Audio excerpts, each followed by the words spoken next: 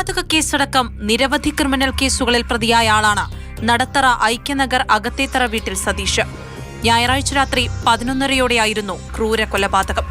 പൂച്ചട്ടി ഗ്രൗണ്ടിന് സമീപം രാത്രിയിൽ വെട്ടേറ്റ് രക്തം വാർന്നു കിടക്കുകയായിരുന്നു സതീഷ്.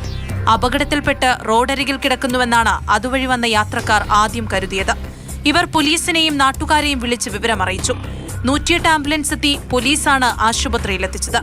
എന്നാൽ സംഭവസ്ഥലത്ത് വെച്ച് തന്നെ സതീഷ് മരണപ്പെട്ടിരുന്നു.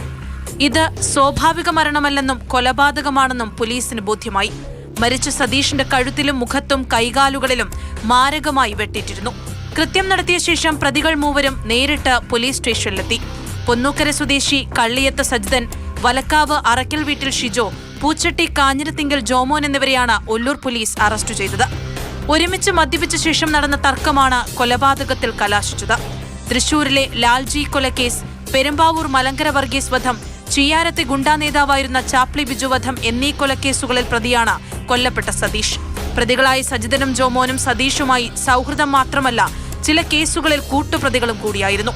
സംഭവ ദിവസം ഇവരുടെ മറ്റൊരു സുഹൃത്തിന്റെ മകന്റെ ബർത്ത്ഡേ പാർട്ടിക്ക് ഇവർ എല്ലാവരും നഗരത്തിലെ ഒരു ബാറിൽ ഒത്തുകൂടിയിരുന്നു.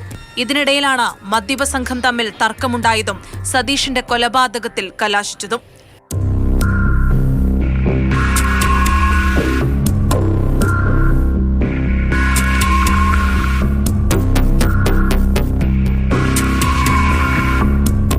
മാതൃഭൂമി ന്യൂസ്, തൃശൂർ.